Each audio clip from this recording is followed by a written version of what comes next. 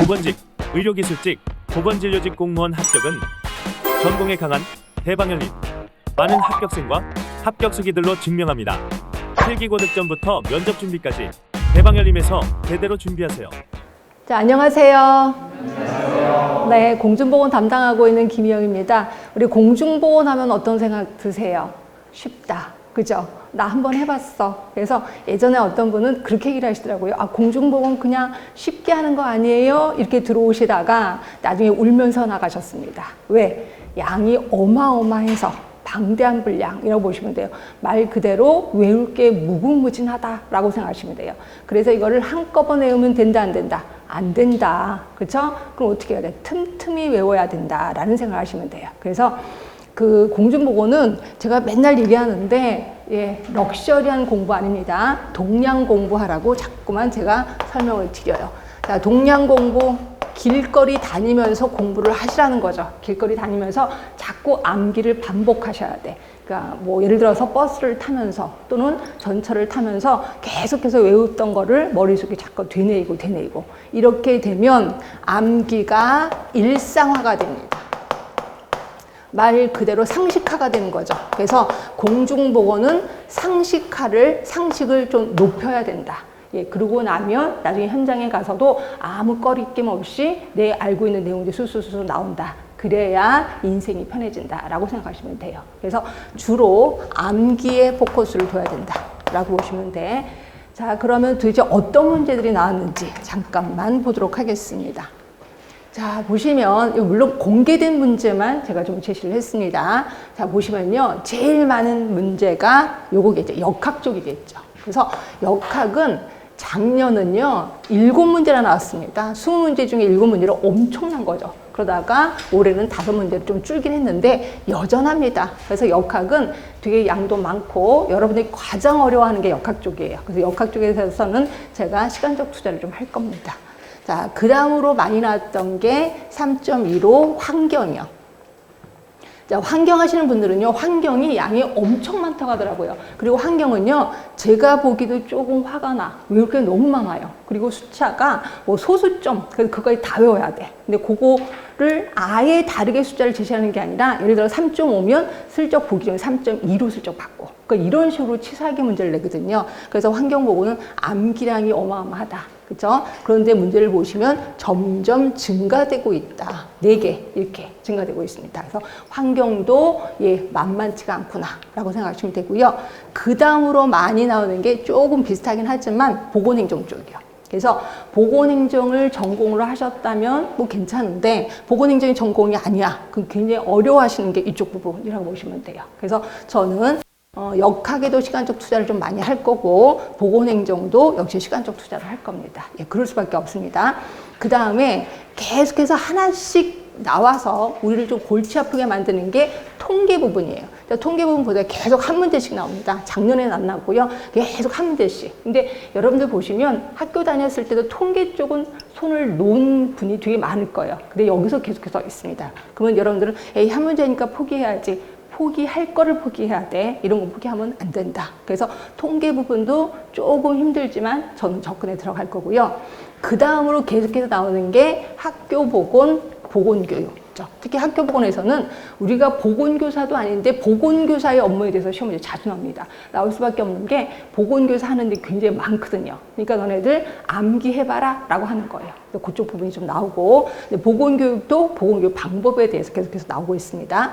그 다음에 또 하나 계속해서 발목을 잡고 있는 게 정신보건이라고 생각하시면 돼요. 정신보건은 이게 이제 우리나라가 선진국으로 가면서 정신질환자가 점점 많아지거든요. 그래서 그런지 정신보건에 대해서 꼭 한 문제씩 잊어버릴 만하면 한 문제. 근데 정말 화가 나는 거는 법적인 내용이 나온다는 거죠. 정신보건과 관련된 법이 있는데 그 법의 내용이 자꾸만 나오고 있다는 거죠. 그래서 이런 것들이 계속해서 우리를 좀 계속 발목을 잡고 있는 거고 정말 다행인 건 뭐냐면 식품위생이요. 예전에는 굉장히 많았어요. 예전에는 여기 통계는 없지만 예전에는 그 식품이 한 5문제가 나온 적도 있었습니다. 우리가 이쪽이 전공도 아닌데도 불구하고 그러다가 점점 줄어들기 시작하긴 했는데 그래도 이게 계속해서 나오고 있다. 그래서 식품 쪽에 전공이 아니신 분들은 이것도 좀 힘들겠다라고 생각하시면 돼요. 자, 그럼 어떤 문제들이 나왔는지 잠깐만 보도록 하겠습니다. 자, 일단 개념에 대해서는 자, 여기 색이 좀 다른 게 있을까? 이게 이제 요번에 나온 문제다라고 보시면 되고요. 특히 헬스 플랜 2030은 엄청 중요합니다. 이거는 처음부터 끝까지 모르는 게 없어야 된다라고 보시면 되고요. 이쪽 부분이 시험 문제가 좀 자주 나오는 편이고, 요거와 관련돼서 국민건강증진법이요. 이 증진법에 대해서 내용이 이게 좀 시험 문제 나왔고, 얘도 워낙 자주 나오는 애입니다. 그거 말고도 레벨 클락이라는 사람 들어보셨을 겁니다. 요분 자주 나오는 편이다 라고 보시면 되고, 그 다음에 모형에서는 건강 믿음 모형, 예를 들어 다른 말로 건강 신념 모형이라고 하고 있거든요. 요거 자주 나옵니다. 그러니까 요런 모형은 얼른 머릿속에 좀 기억을 해야 되겠다 라고 생각하시면 되고, 자, 그 다음에 역학 쪽에서요. 역시 노란색으로 된 게 이번에 나온 문제, 단면 조사 연구를 묻는 문제가 나왔고, 면역의 종류는 워낙 단골입니다. 이 중에서도 우리는 자연 수동 면역, 요거를 묻는 이제 질문이 나왔고, 그 다음에 검역 감염병의 최대 격리 기간을 묻는 아주 쉬운 거예요. 암기 중에서도 초보 암기, 예, 요거를 묻는 문제가 나왔고, 요거 말고도 대부분 나왔던 게 이제 코호트 연구. 워낙 중요합니다. 그러니까 연구 방법은 워낙 중요해서 제가 이거는 조금 시간적 투자를 할 거고요. 그 다음에 여러분을 좀 힘들게 하는 게 계산 문제거든요. 계산 문제에 뭐 감염력, 교차비, 상대 위험도, 신뢰도 이런 것들은 뭐 줄줄 계속해서 나오고 있다라고 보시면 될 것 같긴 해요. 근데 예전보다는 계산하는 문제가 조금 줄긴 줄더라고요. 예, 그래서 좀 다행이긴 하다라고 생각하시면 되고, 그 다음에 여러분들의 암기력을 요구하는 게 이제 법정 감염병. 뭐 1급, 2급, 3급 아실 거예요. 이거 우리 다 외워야 된다라고 생각하시면 돼요. 물론 암기하는 팁을 제가 드리긴 할 겁니다. 자, 그 다음에 계속해서 역학, 감염병의 위기경보 단계가 시험에 나왔었어요. 이거는 코로나 때문에 그런 것 같아. 근데 코로나 때문에 코로나가 지금 점점 줄어들기 시작하는데도 불구하고 요번에 위기경보 단계, 이게 계속해서 나올 것 같다, 나올 것 같다, 나올 것 같다라고 했는데 뒤늦게 나왔습니다. 요번에 나왔고, 그 다음에 점점 역학 쪽에서 뜨고 있는 게 인과관계 판정 기준이거든요. 이것도 굉장히 그 한 9종류가 되는데 이것도 나올 겁니다. 언젠가는. 근데 이게 나왔습니다. 시간적 선후관계. 여기 좀 나왔고, 나머지 만성질환. 그 다음에 렐러 지수 하면은 비만. 예, 그거에 대해서도 나왔고, 이런 것들이 좀 나왔구나 하시면 되고. 자, 이제 통계 부분입니다. 통계 부분에서는 주로 나왔었던 게, 우리 요번에 나왔던 건 변이계수. 그래서 변이계수는 무조건 외우셔야 돼. 이건 단골 문제거든요. 그래서 변이계수의 그 개념을 묻는 문제가 좀 많이 나왔고, 그 다음으로 나온다는 거는 요거 확률표출법, 층하무작위 표출법, 이게 이제 나오고, 근데 그렇지 않아도 확률표출법은 시험 문제가 좀 자주 나옵니다. 그래서 요 부분은 확실히 개념을 좀 잡고 있어야 되겠다라고 보시면 돼.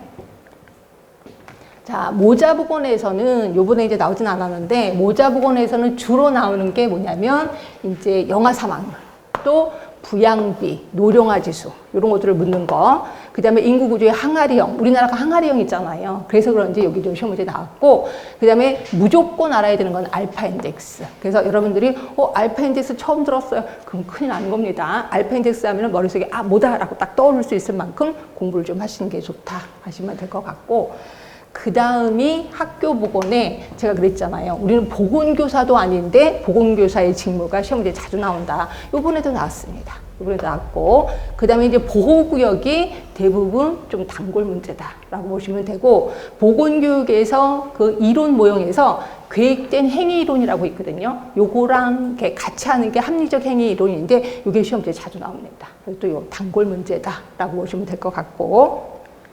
자, 정신건강에 대해서 이거 보세요. 정신건강 증진의 기본 이념을 묻고 있어요. 이거 말도 안 되는 거죠. 이게 도대체 어디서 나왔는데, 요게 이 법 좀 보세요. 이름이 이렇게 길어요. 정신건강 증진 및 정신질환자 복지 서비스 지원에 관한 법률이거든요.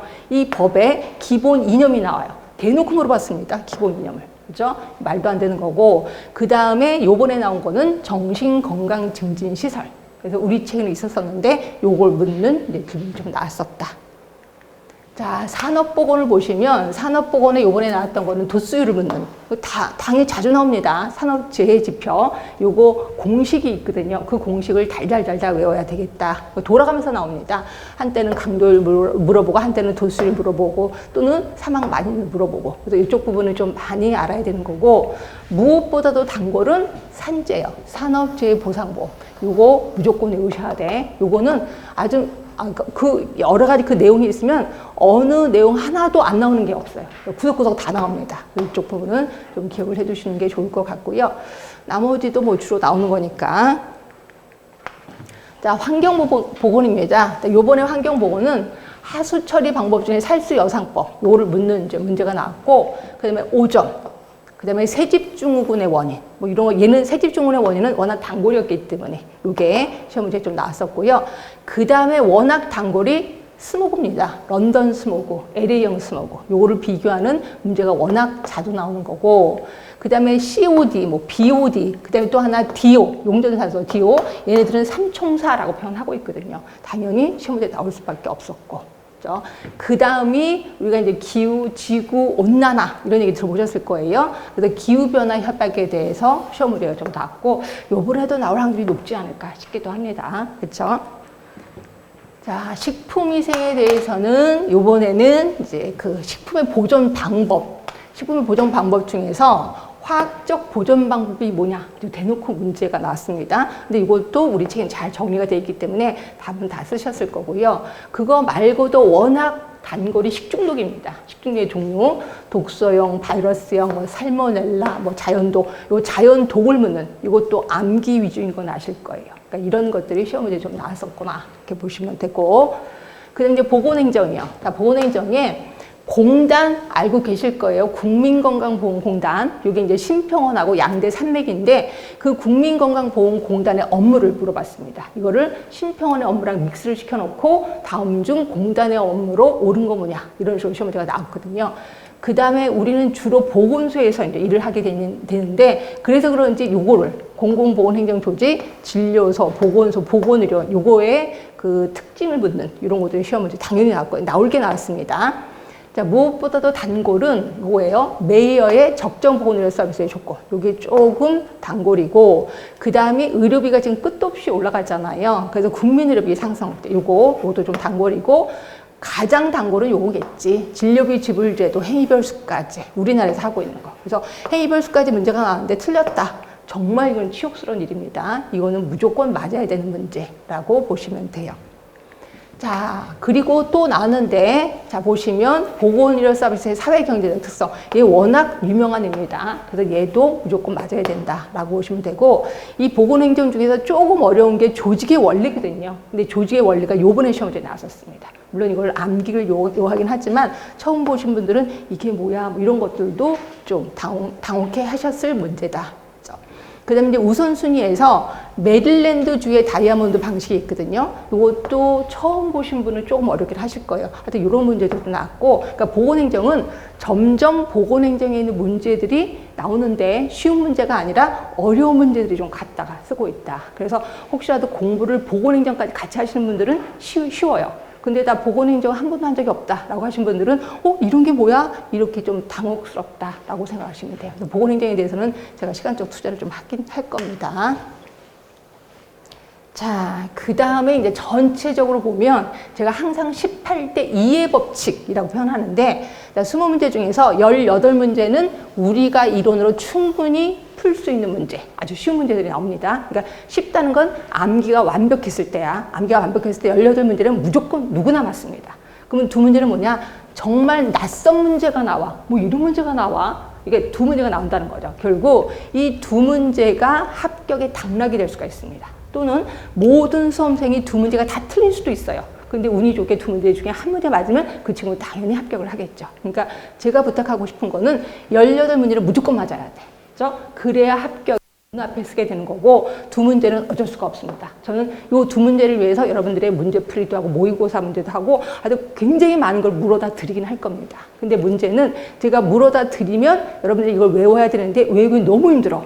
그러다 보니까 두 문제를 놓칠 수밖에 없다는 거죠. 그래서 나중에 시험이 뭐 그렇게 가까이 왔어. 몇 개월 안 남았어. 그러면 이 두 문제는 그냥 포기하시고 18문제 포커스를 주실 수밖에 없습니다. 그렇죠? 그래서 요거 18대 2의 법칙이 계속 유지되고 있는 거고, 이 18문제는 단골 문제. 그러니까 얘는 무조건 맞아줘야 된다라고 보시면 되고, 아까 본 것처럼 여전히 많은 분량의 역학 아실 거예요. 역학에 대해서는 무조건 공부를 해야 되겠다. 그리고 일정한 분량의 보건행정. 보건행정에도 시간적 투자를 해야 되겠다. 그래서 최근 5년간 난이도를 봤더니 중상 정도예요. 상 아닙니다. 중상 정도의 문제들이 나왔다라고 보시면 돼요. 자, 그러면 제 책에는 도대체 어떻게 되어 있는지 한번 보도록 하겠습니다. 자, 제 책은 체크 포인트가 좀 있어요. 제가 이제 이론 강의할 때는 체크 포인트를 할 때도 있고 안 할 때도 있어요. 체크 포인트를 하다 보면 너무 진도가 늦게 나가는 바람에 제가 어떤 때는 안 하고 넘어가거든요. 그러면 여러분들은 그냥 안 하고 넘어가는 게 아니라 여러분들 읽어보셔야 돼. 그럼 요거는 도대체 언제 하느냐? 대부분 문제풀이 모의고사 할 때는 제가 할 겁니다. 그렇죠? 그러니까 여러분들이 이거 집에서 읽어보시다가 그 다음에 이거 잘 모르겠는데 이런 것들 여러분이 저한테 물어보시면 좀 된다라고 보시면 되고요.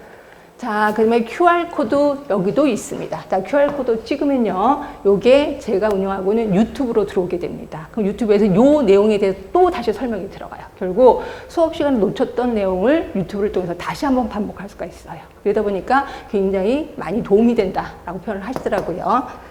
자, 그 다음에 여기 보시면 최근 기출문제 다 해놨습니다. 지방직인지 뭐 어딘지 다 해놨으니까. 그렇다고 해서 요걸 너무 믿고 요런 문제만 나오는구나, 제발 이러지 마세요. 왜냐면 지방 문제가 서울로도 나오고 서울 문제가 지방으로도 나오기 때문에 일단 기출문제는 다 공부를 해야 되겠다라고 보시면 될 것 같고, 그 다음에 제가 제일 싫어하는 게 요거예요. 내용에다가 이렇게 출제 연도 어디서 나왔고 이런 걸 다 써놨습니다. 그랬더니 어떤 분이 이렇게 써있는 그 부분만 공부하시는 분이 있어. 제발 그러지 마세요. 왜냐하면 이런 문제는 당연히 공부해야 돼. 근데 이런 표시가 없는 것도 아까 말했잖아요. 18대 2에 거기에 해당될 수도 있으니까 공부를 해라. 그래서 제가 제일 싫어하지만 이거를 쓸 수밖에 없어서 썼습니다.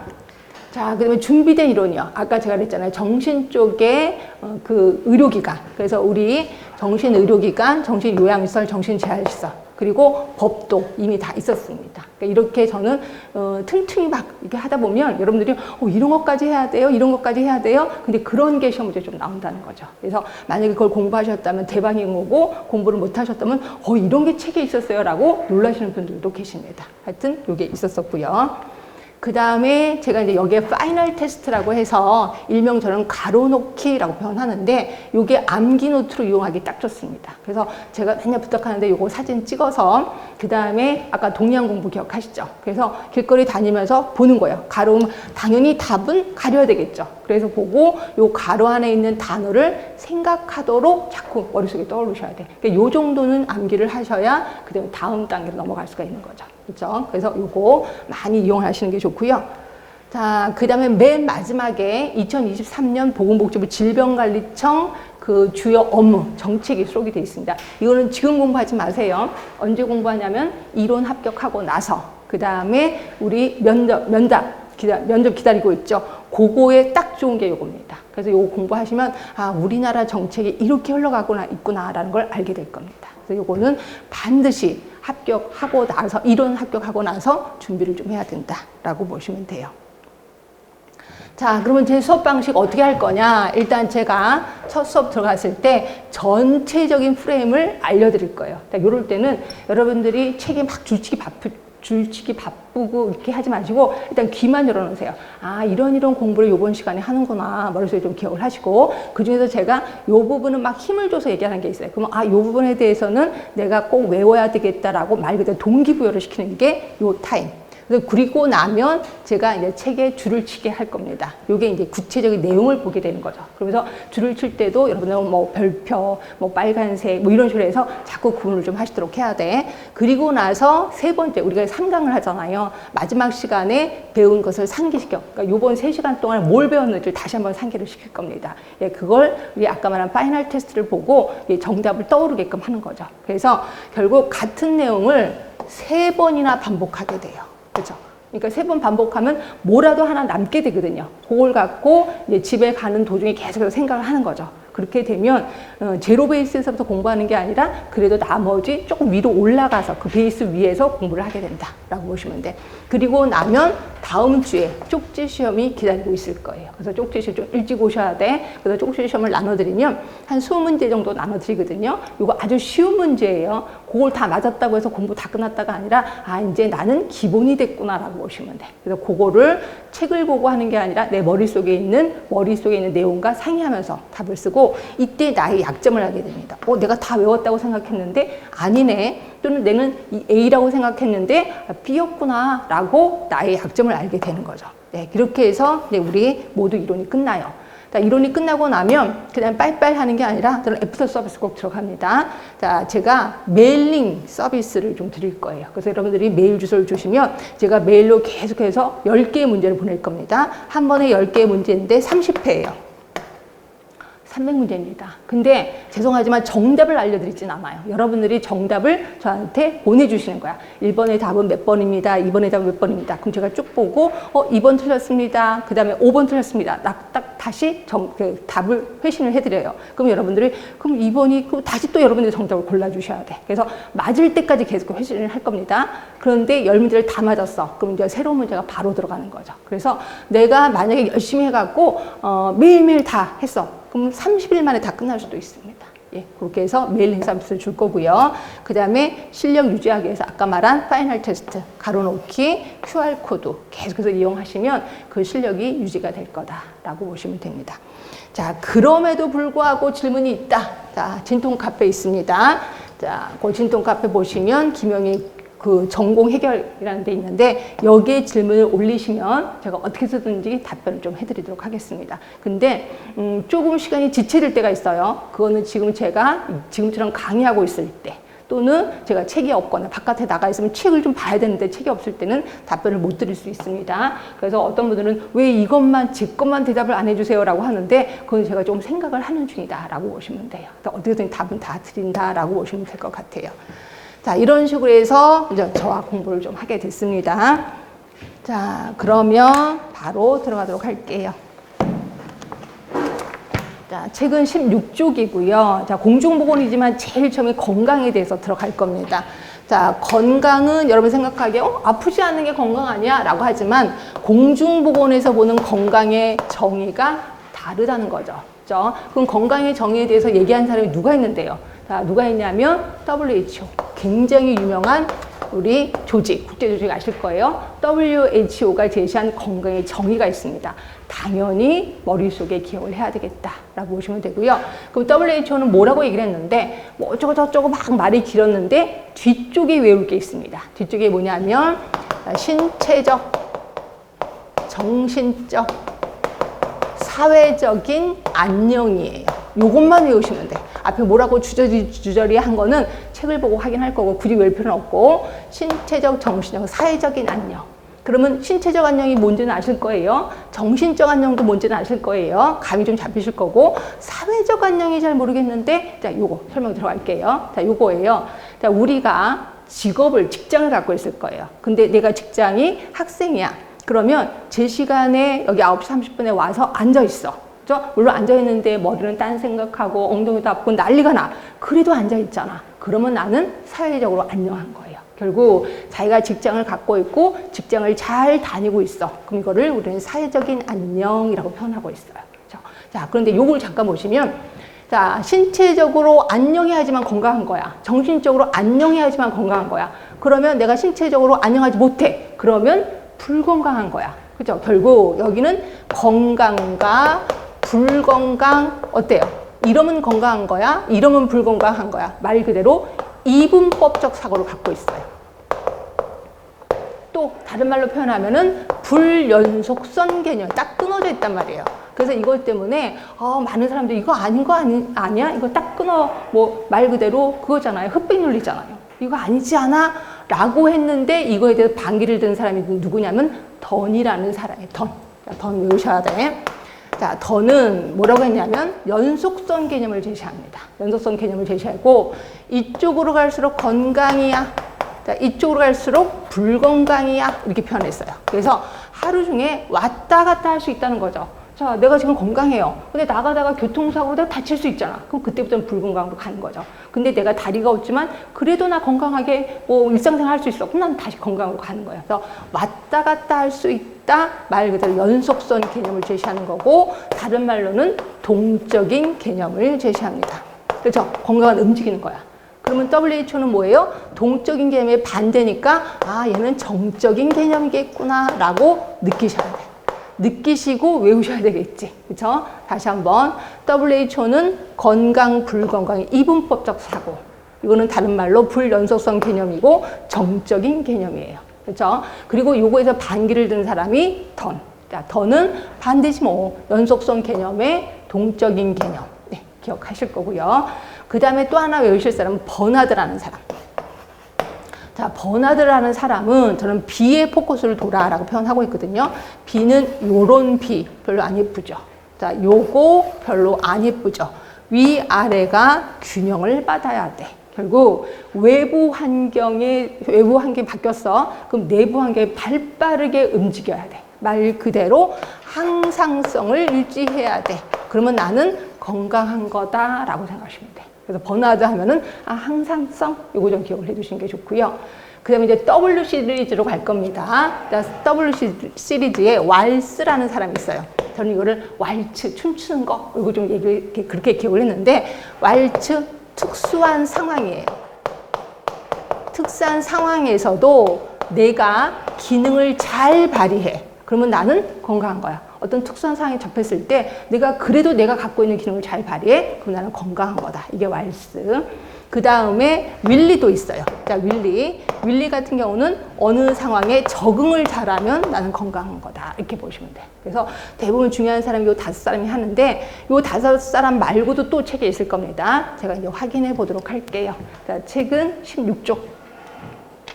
거기 맨 위에 WHO 보이시죠? 자, 단순히 질병이 없거나 허약하지 않은 상태를 뜻하는 것만이 아니라, 여기까지 슬쩍 넘어가세요. 외울 필요는 없어요. 네, 외우실 거. 신체적, 정신적, 사회적인 안녕이 완전한 상태에 놓여 있는 거. 이거 외우셔야겠습니다. 자, 신체적인 안녕 옆에 써 있으니까 한번 읽어보시면 되고요. 정신적인 안녕도 아, 이런 얘기를 하는구나. 학습 능력 이런 거구나 보시면 되고, 자, 사회적인 안녕입니다. 사회에서 그 사람 나름대로 역할을 충분히 수행해. 그러면 이 사람은 사회적으로 안녕한 거다라고 보시면 되고요. 요거를 물어보는 시험 문제가 나왔었구나.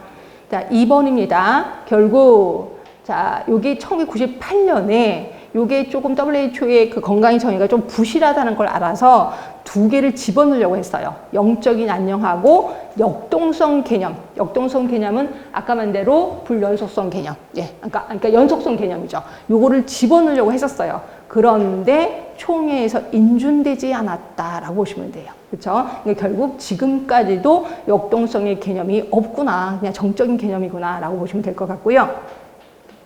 근데 이 영적인 안녕은 뭐냐면요. 제가 봐도 좀 웃긴 것 같아요. 영적인 안녕이 뭐냐면 내가 절대자하고 사랑을 주고받아야 돼. 이때 절대자는 누구냐면 말 그대로 종교가 있느냐 없느냐. 너 종교가 있으면 나는 건강한 거야. 종교가 없어? 나는 불건강한 거야. 말도 안 되는 거죠. 그래서 요거는 당연히 인준되지 않아야 되는 것들이라고 보시면 돼. 하여튼 이런 것들이 있었다가 인준되지 않았다. 이 정도만 좀 알고 계시는 게 좋고요. 자, 학자들의 건강의 정의입니다. 자, 우리 순서대로 던부터 볼게요. 던. 자, 더는 건강, 불건강의 연속성 개념을 제시하면서 라고 얘기를 했습니다. 그 밑에 거 읽어보시면 되고, 결국 옆에다 쓰셔야죠. 연속성 개념이니까 동적인 개념 하나 써주셔야 되겠죠. 동적인 개념. 항상 단어를 자꾸 바꿉니다. 시험 문제 낼 때. 그러니까 아, 연속성 개념은 동적인 개념과 일치하는구나. 그렇게 생각하시면 될 것 같고, 그 다음에 바로 그 위로 올라가셔서 버나드요. 자, 버나드. 외부 환경 변동에 대해서 내부 환경의 항상성이 유지되는 상태. 예, 말씀드렸고. 그 다음에 W 시리즈로 가셔서, 자, 8번으로 갈게요. 왈스. 자, 왈스입니다. 왈스는 제가 아까 왈츠, 춤추는 상황이라고 표현했거든요. 특수한 환경 속에서 옆으로 가시면 자신의 기능을 잘 발휘해. 그럼 이거를 건강이다라고 표현했습니다. 자, 그 다음에 3번으로 가세요. 3번에 윌리 있습니다. 윌리. 자, 윌리는 잘 적응해 나가는 상태. 그래서 여기까지는 무조건 외우셔야 돼. 자, 그 다음에 또 보실 만한 사람 5번 클락이라는 사람. 이 사람 나중에 역학할 때 또 만날 거거든요. 지금 한번 봅시다. 자, 클락은 병인, 다른 말로 병원체라고 합니다. 병원체, 환경, 숙주의 3원론을 제시했어요. 결국 요 세 가지가 사람을 아프게도 한다라고 얘기한 게 클락이에요. 나중에 볼 겁니다. 요 정도만 보시면 되고요. 그 다음에 W 또 윌손이라는 사람도 있네. 자, 윌손은 건강의 주관적인 측면을 강조한다라고 했거든요. 요게 이분이 아무래도 시험에 나올 확률이 높아요. 왜냐면 헬스플랜 2030에서 우리 그 대표 지표가 있거든요. 거기에서 노인분들한테 건강하냐고 물어보거든요. 본인이 생각할 때 건강하세요라고 물어보거든요. 여기 대표 지표로 바뀌었거든요. 그러면 노인분들이 그래요. 나는 이렇게 뭐 이것저것 아프지만 주관적으로 건강한 사람은 저 아프지만 저 건강한 편이에요. 이렇게 편해요. 근데 어떤 분들은 주관적으로 조금 마음이 안 좋으신 분들은 나 죽지 못해 삽니다. 이렇게 얘기를 하고 있거든요. 결국 주관적인 건강을 중요시 여기는 게 헬스플랜 2030이야. 그러다 보니까 이 사람이 혹시라도 시험 문제 나올 확률이 높아요. 그래서 윌손 하면은 주관적인 측면, 건강의 주관적인 측면을 강조하고 있다. 그러니까 내 몸, 팔다리가 없지만 마음이 건강해. 주관적인 건강입니다. 예, 그거를 강조한 사람이 윌손. 그래서 좀 알아두시는 게 좋을 것 같고요. 그다음에 옆에 사람들은 그렇게 시험 문제 나오진 않아서 한번 여러분들 읽어보시고 저는 그냥 슬쩍 넘어가도록 하겠습니다. 자, 그럼 18쪽으로 갈게요. 자, 18쪽으로 가면 이제 세 사람을 만날 거예요. 세 사람이 누구냐면 앤더슨이라는 사람. 지금부터 되게 중요한 사람 배울 거예요. 앤더슨. 그 다음에 또 하나가 캐슬 콥. 그 다음에 라논드. 이 세 사람 다 중요합니다. 그렇죠? 일단 앤더슨이라는 사람은 정말 자주 나올 거예요. 그래서 자주 나올 거니까 꼭 머릿속에 기억하시는데 이 사람은 건강에 영향을 미치는 요인을 세 가지로 얘기합니다. 건강에 영향을 미치는 요인, 소인 요인, 그 다음에 가능 요인, 또 필요 요인. 이게 크게 세 개를 얘기를 해요. 그래서 이거 외울 때 이렇게 외우시면 돼. 소가 필요, 이렇게 외우시면 돼. 앤더슨. 자, 소인 요인은 뭐냐면요. 이 사람, 그러니까 성향 요인이라고도 해. 그 사람이 원래부터 갖고 있었던 거예요. 그래서 우리 그러잖아요. 쟤 왜 성격이 저래? 쟤 원래 성향이 저런 거 아니야? 이렇게 얘기를 하잖아요. 결국 소인 요인은 그 사람이 원래부터 갖고 있었던 성향을 소인 요인이라고 표현해. 원래부터 갖고 있었던 게 뭔데? 이 사람이 성, 뭐 연령, 뭐 직업 이런 것들도 포함이 되는 거고 이런 것도 있죠. 그 사람이 원래부터 갖고 있었던 지식 같은 거요. 지식. 이런 것들이 모두 소인 요인이라고 표현해요. 소인 요인. 그런데 비해서 가능 요인은 뭐냐면 뭔가를 가능하게 하는 요인이야. 예를 들어 내가 아파. 그럼 병원에 가는 걸 가능하게 하는 거 뭐가 있을까요? 돈이지 뭐 돈. 그렇죠? 결국 얘는 자원을 얘기해. 자원. 그럼 자원에는 두 가지가 있는데 개인이 갖고 있는 자원이 있고 지역사회가 갖고 있는 자원이 있단 말이에요. 그러면 개인이 갖고 있는 거의 대표적인 게 돈이에요. 경제적인 거예요. 그렇죠? 돈. 예. 이거를 얘기하는 거고 지역사회가 갖고 있는 자원은 한마디로 이런 거죠. 내가 우리 동네에 큰 체육관이 있어요. 근데 무료로 사용할 수 있는 체육관이야. 그럼 나는 지역사회 자원을 갖고 있는 거예요. 하여튼 이거를 자원이라고 표현해. 그래서 자원. 그 다음에 또 여기는 없지만 기술도 있어요. 기술과 자원. 요거를 우리 가능 요인이라고 표현해요. 그럼 기술 요인은 뭔데? 내가 스트레스를 풀 수 있는 노하우를 갖고 있어. 그럼 이거를 기술을 있다라고 표현하고 있습니다. 그래서 기술과 자원을 묶어서 가능 요인이라고 표현해요. 그렇죠? 그런데 비해서 필요 요인이 있어요. 자, 필요 요인은 뭐냐면 크게 두 개가 있는데 원투가 있고 그 다음에 니드가 있어요. 자, 니드는 뭐냐면 의료인이 필요합니다. 이거 치료하셔야 됩니다. 라고 얘기하는 게 니드야. 자, 그런데 비해서 원투는 이거는 소비자가 나 이런 거 좀 고쳐줘, 이것 좀 해주세요, 이거 좀 치료해주세요 라고 요구하는 거를 원투라고 표현해요. 그렇죠? 그래서 니드하고 원투는 얼추 똑같아요. 이렇게 보시면 이거 동그라미로 이렇게 표현하면 얼추 똑같아요. 원투하고 니드는 겹치는 게 많습니다. 근데 조금씩 다른 게 있다는 거죠. 그렇죠? 그래서 니드 같은 의료인이 꼭 필요하다고 얘기하는데 우리 소비자들은 뭐 그럼 꼭 해야 돼? 라고 하는 게 예방접종이에요. 그래서 대부분 의료인들이 예방접종 하셔야 됩니다 라고 하는데 우리는 아예 나만 그냥 잘하면 되지 라고 얘기를 하는 거거든요. 그렇죠? 그리고 우리는 필요하다고 하는데 그 의료인들이 그런 걸 뭐하러 치료하세요라고 하는 것들이 있습니다. 그게 대표적인 게 감기예요. 그래서 감기는 우리는 막 이것도 아프고 코도 아프고 머리도 아프고 난리를 치는데 우리 의사들은 그냥 아프면 됩니다. 굳이 약 먹을 필요 없습니다. 이렇게 얘기하기도 하거든요. 그래서 이 원투하고 니드는 대부분 같은데 조금씩 다르구나 생각하시면 돼. 이거를 우린 필요 요인이라고 표현하고 있고요. 자, 누가 얘기했다고요? 앤더슨이. 소가 필요. 특히 이거 자주 나옵니다. 소인 요인을 물어보기도 하고 가능 요인을 물어보기도 하고 다음도 필요 요인을 물어보기도 해요. 그러니까 이거 좀 기억을 해주시는 게 좋고, 그 다음에 캐슬콥은요. 캐슬콥은 그 사람이 아프게 됐을 때 그 단계를 제시하고 있어요. 아프게 됐을 때 그 단계를 쭉 있는데 3단계를 얘기를 하고 있습니다. 3단계. 근데 저는 요를 영어로 좀 외우자라고 표현하고 있거든요. 영어로 공부하신 분 있을 거예요. 맨 처음이 프리벤티브 비헤이브죠. 프리벤티브예요. 결국 예방이죠. 예방. 그러니까 이거예요. 내가 건강해. 그리고 이 건강을 유지할 수 있어 라고 생각하는 사람이 하는 행동이에요. 그게 뭐예요? 대표적으로 운동이죠. 운동. 그렇죠? 또는 맛있는 거 먹으러 다니는 거. 이거를 프리벤티브 비헤이브죠 라고 표현합니다. 자, 그러다가 내가 아침에 먹었는데 소화가 잘 안 돼. 왜 이게 소화가 안 되지? 이렇게 아픈 사람, 이걸 일리스라고 표현합니다. 일리스. 자, 일리스 상황에서는 내가 아파. 밥 먹고 나서 소화가 안 돼. 그럼 뭐예요? 집에 있는 소화제 주워 먹는다거나 또는 우리 엄마한테 손 좀 따달라다거나 또는 친척한테 물어봤더니 뭐를 삶아 먹으면 소화가 잘 되는데 그것도 삶아 먹거나. 그러니까 민간요법을 많이 활용하죠. 이걸 일리스 비헤이브죠 라고 표현합니다. 그럼에도 불구하고 아파. 그러면 이제 병원에 가게 되는 거죠. 그러면 그 다음 단계는 시클롤. 환자 역할 행태가 되는 거예요. 그래서 의사가 딱 보고 당신 위암입니다 라고 진단 내렸어. 그럼 다음부터는 위암을 고치려고 노력을 하죠. 요게 시클롤. 결국 일리스하고 시클롤의 기준점은 진단받기 이전이냐 진단받은 이후냐 라고 보시면 돼요. 그래서 진단받기 이전이면 일리스, 진단받은 이후면 시클롤이라고 보시면 됩니다. 그래서 요 단계에 대해서 얘기한 사람이 캐슬콥이라고 보시면 될 것 같고요. 그 다음에 라논드입니다. 라논드. 자, 라논드는 건강에 영향을 미치는 요인을 4가지라고 얘기를 했어. 4가지. 4가지 뭐냐면, 인체 생리. 외우셔야 돼. 죄송하지만. 인체 생리. 그 다음에 또 하나가 환경. 그 다음이 보건의료 시스템. 체계라고도 얘기를 합니다. 그 다음에 무엇보다도 가장 중요한 거는 개인 행태 또는 생활 습관. 똑같은 말이에요. 생활 습관. 자, 결국 내가 담배 피는 습관이 있어. 오래 못 살겠죠. 내가 운동하는 습관이 있어. 오래 살겠죠. 그렇죠? 그러면서 요 4가지 중에 가장 중요한 거는 개인 행태, 생활 습관이다 라고 표현했어요. 누가? 라논드가.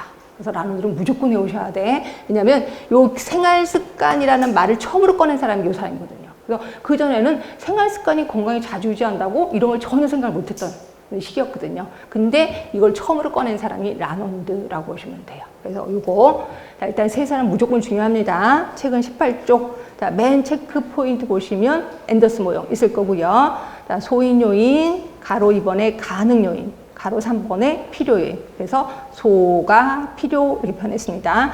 소인 요인은 옆에 보이시죠? 질병 발생 이전에 존재하는 것이라고 표현했고, 자, 밑에 1번에 인구학적 변수, 성, 연령, 결혼 상태, 그 다음에 사회구조적 변수는 직업, 교육 정도. 굳이 이렇게 나눠서 외울 필요는 없어요. 이런 것들이 소인 요인이구나. 그리고 3번째 보시면 질병과 보건의료에 대한 태도 또는 취직도 포함이 돼요. 이런 것들은 모두 소인 요인. 그렇게 알아두시면 되고, 가능 요인입니다. 가능 요인은 어떤 행위를 가능하게 하는 것이라고 표현했고, 제가 딱 2가지 얘기했는데 자원과 기술 얘기를 했거든요. 자원은 1번 가족 자원, 저는 이거를 개인 자원이라고 표현했었습니다. 똑같은 말입니다. 2번째는 지역사회 자원. 아, 이런 것들이 있구나. 그리고 여기에는 의료기관까지의 교통시간도 지역사회 자원이야. 결국 우리 집 앞에 코앞에 큰 병원이 있어. 는 지역사회 자원을 갖고 있는 거예요. 근데 우리 집에서 병원 가려면 한 1시간을 가야 돼. 그럼 자원이 없는 거다라고 보시면 돼요. 그리고 또 하나는 기술도 있다. 거기다 쓰셔야 돼. 자원과 기술을 묶어서 가능 요인이라고 표현하는 거죠. 그 다음에 필요 요인입니다. 자, 필요 요인은 그 밑에 줄 보이시죠? 이용상 가장 직접적인 요인이 될 수 있대. 아, 소가 필요 요 세 가지 요인 중에 가장 직접적인 요인이 뭐예요? 필요 요인이야. 그치? 내가 아프면 병원에 가는 거죠. 자원이 많다고 해서 병원에 가는 건 아니잖아요. 그쵸? 자, 이 필요에는 환자가 느끼는 필요, want to. 그리고 의학적인 필요, need. 네, 그래서 딱딱 구분해서 외우셔야 됩니다. 그 다음에 켈스콥이요. 자, 켈스콥. 제가 영어로 외우자 한국말을 슬쩍서 바꾸기도 하기 때문에 제일 처음이 디귿번부터 시작합니다. 프리벤티브 비헤이브죠. 헬스 비헤이브죠. 그래서 스스로 건강하다고 믿고 있는 사람들이 하는 행동. 그래서 체중 조절, 지방 섭취 깊이, 금연 이런 것들을 얘기하는구나. 그 다음에 아파요. 기억번입니다. illness behave죠. 그래서 스스로 아프다고 생각하는 사람이 의사의 조언을 얻거나 또는 아까 만 대로 뭐 엄마한테 도움을 청한다거나 집에 있는 약을 먹는다거나 이걸 얘기하는 겁니다. 아까 제가 말씀드리기는 진단받기 전이다 라고 표현했습니다. 그 다음에 니은번, 시클롤 비헤이브죠. 이거는 진단받은 이후라고 보시면 될 것 같고요. 그래서 그 밑에 줄 보이시나요? 지침을 순응하는지를 알아보는 거야. 이때 지침은 의사가 처방을 내렸겠죠. 당신 이렇게 하셔야 됩니다. 담배는 끊으셔야 되고요. 운동은 하루에 1시간씩 하셔야 되고 그대로 하고 있는지를 보는 거죠. 이걸 우리 시클롤 비헤이브죠 라고 표현하고 있습니다. 자, 15번 라논드 최근에도 나왔구나 라고 보시면 되고요. 생활습관 50%나 관여를 하네. 그렇죠? 그리고 환경 20, 유전 20, 보호력 서비스 10. 이거 퍼센트도 외워야 되나요? 굳이 외울 필요는 없지만요. 우선순위는 매기셔야 돼. 제일 중요한 게 생활습관. 그 다음에 같은 게 두 개야. 환경 유전 20%입니다. 제일 마지막이 보건의료 서비스. 그럼 보건의료 시스템이라고 하는 거죠. 그래서 이거 순서대로 외우시는 게 좋고요. 자, 건강 개념의 변주는 좀 이따 할게요. 이건 좀 이따가. 자, 이렇게 해서 우리 건강에 영향을 미치는 요소까지 다 얘기를 했습니다. 그 다음에 이제 건강 개념 모델을 하겠습니다. 자, 건강 개념 모델 순서대로 할게요. 하나가 생의학적 모델. 그 다음에 생태학적 모델. 그 다음이 사회 생태학적 모델. 그 다음에 사회 문화적 모델일 거예요. 그렇죠? 자, 사회 문화적 모델.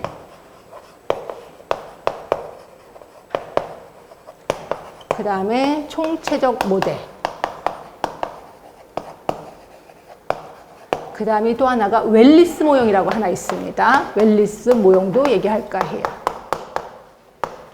그 다음에 뒤로 가시면 건강 피라미드도 있어요. 이것도 얘기할까 합니다. 건강 피라미드 모형도 있어요. 이것도 같이 하는 김에 할게요.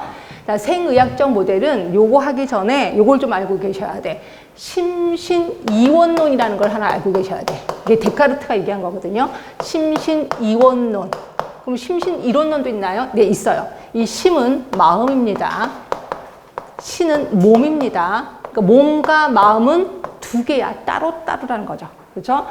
그리고 그러니까 그때 당시에는 심신이원론이야. 근데 그러니까 말 그대로 마음이 아픈 거하고 몸이 아픈 거하고 따로따로라는 거죠. 근데 이거 이해 안 되지 않아요? 지금 어때요? 나 마음이 아프면 몸도 아프더라. 몸이 아프면 마음도 아프더라. 그래서 지금은 심신이론론이에요. 그렇죠?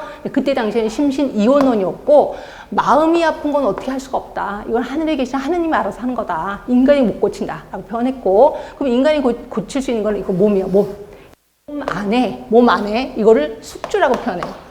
이 숙주 안에 병원체가 들어갔어. 그러면 나는 병이 생기는 거거든.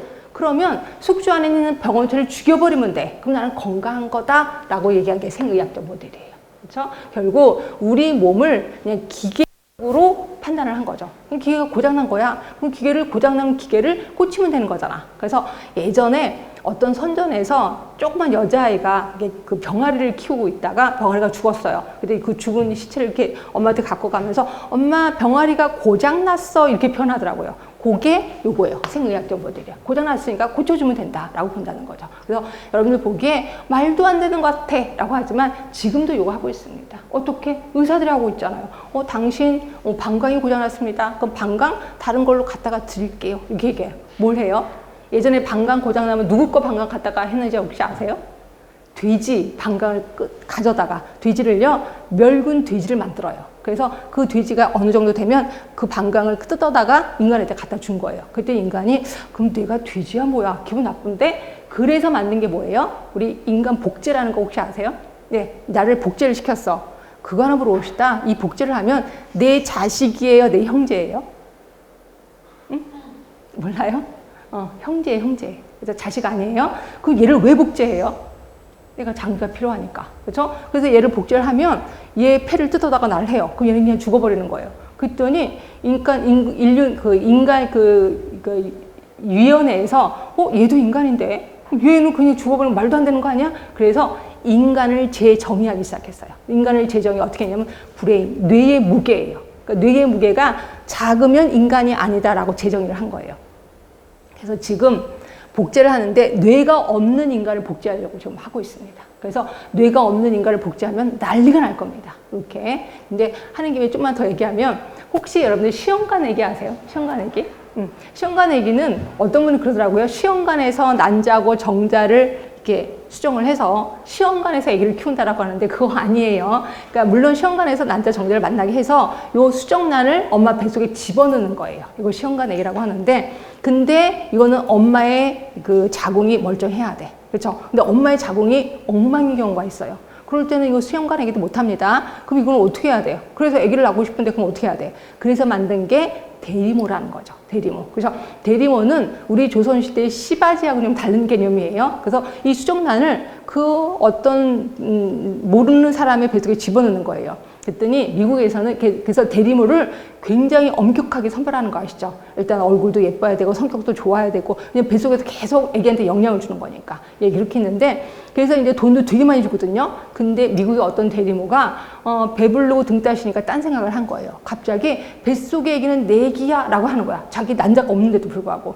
그래서 재판을 했는데 누가 이겼냐면 대리모가 이겼습니다. 말도 안 되는 거죠. 그래서 이것 때문에 그러면 우리 대리모 안 해요 라고 이제 돈 많은 사람들이 얘기를 하는 거죠. 그랬더니 이제 그 의학자들이 그 포기하기는 좀 그래. 왜냐면 돈이 굉장히 많이 들어오거든요. 그러면 혹시 시어머니 뱃속은 어때요? 친정엄마 뱃속은 어때요? 얘기를 하는 거죠. 근데 생각해보세요. 시어머니가 아기를 낳은 게 내 자식이야. 시동생이 헷갈리잖아요. 친정엄마도 그렇고. 이건 좀 아니죠. 라고 했더니 이제 의학자들이 뭐냐면 그러면 꼭 인간의 뱃속이어야 됩니까? 여기까지 나왔어요. 그래서 지금 오랑우탄 뱃속에 인간의 수정란이 들어가 있습니다. 근데 이게 한 3개월 되면 자꾸 죽어나가서 문제가 되는데 이거 성공하면 나중에 우리 오랑우탄의 산전 산후 관리까지 다 해줘야 돼. 아주 비참한 일이 벌어집니다. 이렇게 생각하는 게 뭐예요? 생의학적 모델이에요. 아직까지 이거 발전되고 있구나라고 보시면 돼요. 결국 아직까지 발전되고 있으니까 시험 문제는 나올 수밖에 없겠구나라고 느끼시면 될 것 같고. 자, 그다음에 생태학적 모델. 자, 생태학적 모델 혹시 아까 기억나세요? 숙주, 병원체, 환경 세 가지 얘기하는 사람 누구세요? 클락이라는 사람. 네, 그 사람 나올 거예요. 생태학적 모델에 대해서 요 세 개가 나와요. 환경. 자꾸 저 옛날 얘기 할 겁니다. 자꾸 떠올리셔야 돼. 그리고 여기가 병원체. 그리고 여기가 숙주. 요 세 개에 대해서 얘기하는 사람이 클락이고요. 요걸 세 개 갖고 만든 모형이 생태학적 모형이에요. 자, 그러면서 생태학적 모형은 요게 균형을 받으면 건강한 거야. 근데 균형이 깨지면 뭐 병원체가 무거워진다거나 숙주가 무거워진다거나 환경이 왔다 갔다 한다거나 이렇게 해서 균형이 깨져? 그러면 나는 병이 생기는 거야 라고 표현했어요. 그렇죠? 결국 하나가 더 늘어났지. 숙주, 병원체, 환경이 하나 더 늘어난 거죠. 그러면서 이 중에서 제일 중요한 거는 환경이다 라고 표현했어요. 자, 그럼 사회생태학적 모형입니다. 자, 사회생태학적은 자, 숙주 그대로 내려옵니다. 병원체하고 환경이 묶어서 환경으로 내려옵니다. 그리고 하나 더 생겼는데 그게 개인 행태예요. 말 그대로 생활 습관이에요. 그렇죠? 요 세 개가 건강을 좌지우지한다라고 표현했고 이 중에서 가장 중요한 거는 개인 행태다라고 표현했어요. 자, 그 다음에 사회문화적 모델입니다. 자, 사회문화적 모델은 뭘 생각하시면 되냐면 준거 집단을 생각하시면 돼요. 준거 집단. 그럼 준거 집단이 뭔데요? 말 그대로 내가 들어가고 싶은 집단 또는 내가 속해 있는 집단, 이게 준거 집단입니다. 그럼 여러분들은 들어가고 싶은 집단이 공무원 집단이지. 자, 공무원 집단. 그래서 내가 이제 보건소에 발령을 받았어요. 근데 내가 너무 아픈 거야. 저 너무 아파. 그래서 오늘 못 나갈 것 같아. 그러면 이제 계장님한테 연락을 해요. 계장님, 저 오늘 너무너무 아파서요. 못 나갈 것 같아요. 그럼 계장님 꼭 물어봐요. 어디가 아픈데? 그럼 저 어저께 조금 뭐 잘못 먹어서 설사를 하고요. 뭐 꼭 물어요. 설사 몇 번 하는데. 설사 좀 많이 하고요. 뭐 물설사 어쩌고 얘기하면 야, 그 정도로 죽지도 않아. 빨리 나와. 부터는 나는 환자가 아니에요. 결국 준거 집단에서 너 환자 아니야? 라고 하면 환자가 아닌 거야. 그런데 준거 집단에서 야, 그 정도 아프면 병원에 가야 돼. 야, 너 지금 출근이면 돼. 빨리 병원 가. 라고 하면 그 다음부터는 나가 환자가 되는 거죠. 결국 내가 질병이 있다 없다를 누가 판단해? 준거 집단이 한다는 거죠. 결국 이거는 절대적인 판단이야? 상대적인 거야? 상대적인 거예요. 결국 질병은 상대적인 거예요. 누가 판단해? 준거 집단이 판단하는 거야. 이거를 우리는 사회문화적 모형이라고 표현하고 있습니다. 자, 그러니까 여러분들 준거 집단 절대적인 게 아니라 상대적인 거 머릿속에 좀 기억해 주시면 되고요. 그 다음에 총체적인 모델입니다. 자, 총체적인 모델은 네 가지를 얘기를 해요. 네 가지. 자, 인체 생리. 자, 요거 그대로 내려옵니다. 근데 요 숙주가 그대로 내려오는데 인체 생리라는 말로 내려와요. 그리고 환경 그대로 내려옵니다. 그리고 개인 행태가 생활 습관으로 내려와. 똑같은 말이라고 생각하시면 돼요. 생활 습관. 그리고 또 하나 생겼는데 보건의료 시스템 또는 보건의료 서비스. 요거 보는 순간 누구 생각나세요? 라논드 생각나시지? 라논드. 라논드가 얘기한 게 총체적 모형이었구나 라고 보시면 돼. 물론 순서는 달라요. 아까 라논드는 뭐가 1이었어요? 뭐가? 예, 생활습관. 여기도 마찬가지야. 요게 1이야. 1위. 그다음에 2위는 뭐였는지 혹시 기억하세요? 라논드? 인체 생리하고 환경이 똑같았었거든요. 근데 여기서는 2위가 인체 생리야. 그리고 3위가 환경이고 4위가 보건의료 시스템이야. 그래서 제가 순서를 외우시라는 거예요. 이 순서를 예전에 한번 물어봤거든요. 그렇죠? 그러니까 아까 라논드는 인체 생리와 환경을 똑같이 20%를 받습니다. 근데 여기서는 인체 생리가 2위고 환경이 3위, 4위가 보건의료 서비스라고 표현하고 있습니다. 그렇죠? 자, 이렇게 했고 그 다음에 이제 웰리스 모형 들어가겠습니다. 건강 피라미드 조금만 얘기할게요. 혹시 아까 이거 기억나실래나? 자, 불건강. 아까 건강이라 표현했는데 왔다 갔다 해도 죄송하긴 한데 여긴 건강. 누구예요, 이거? 던이죠, 던. 예, 던이 또 얘기한 거야. 던이 웰리스 모형도 얘기했는데 왔다 갔다 하는 거 말고 위아래로도 하나 더 만들었어요. 위아래. 이게 뭐냐면 환경이에요, 환경. 얘는 아주 좋은 환경이야. 최상의 환경. 얘는 최악의 환경이야. 아주 안 좋은 환경이야. 제일 좋은 거는 1번, 2번, 3번, 4번 중에 누구예요? 1번이 제일 좋지. 요거예요. 내가 건강하고 환경도 좋은 거야. 그렇죠? 이게 최상의 웰리스야. 아주 좋은 상황이죠. 그렇죠? 근데 요거는 뭐예요? 4번은. 내가 건강은 한데 환경이 안 좋은 거야. 그러니까 환경이 안 좋은데도 불구하고 나는 건강한 거야. 우연한 웰리스예요. 우연한 웰리스. 그럼 요거는 뭐예요? 2번은 내가 건강은 안 좋은데 환경이 되게 좋은 거야. 그렇죠? 결국 나는 환경에 의해서 보호를 받고 있다는 거죠. 요게 두 번째. 아주 안 좋은 게 3번이에요. 3번. 보세요.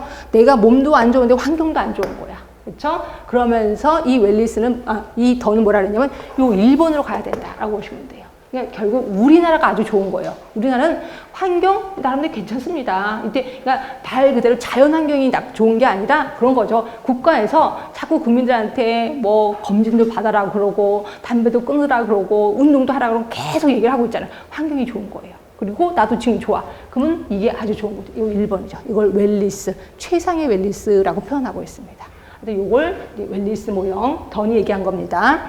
그 다음에 또 하나가 아까 피라미드 모형이 있었는데 피라미드 모형은 말 그대로 피라미드예요.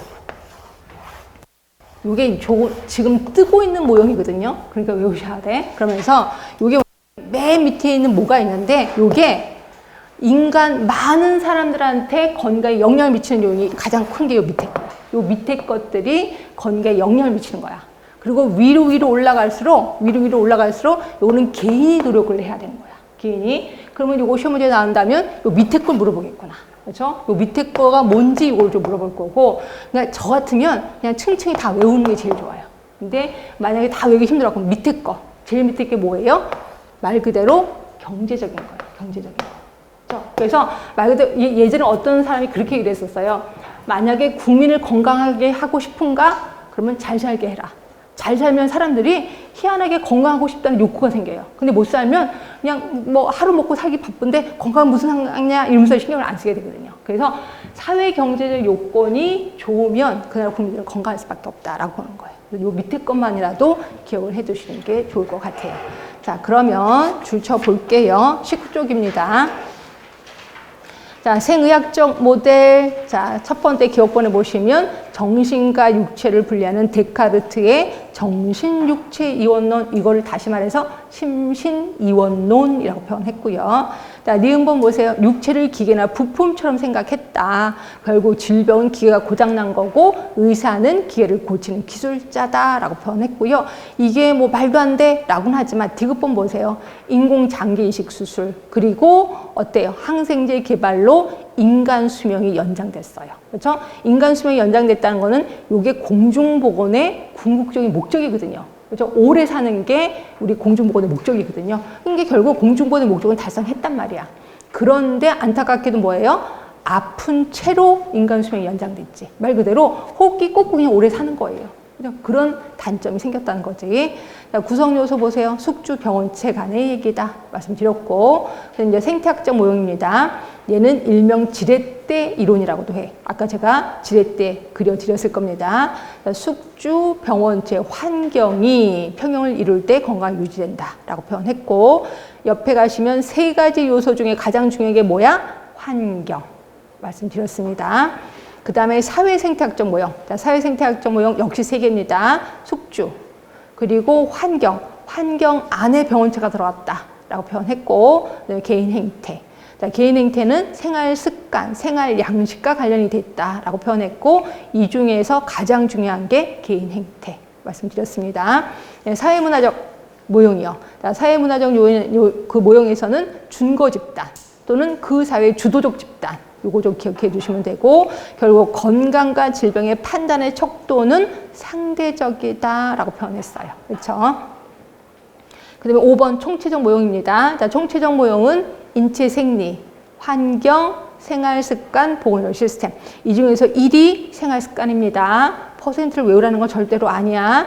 2위가 인체 생리, 3위가 환경, 보건의료 시스템이 4위. 요게 라논드랑 좀 다르구나라고 알고 계실 거고요.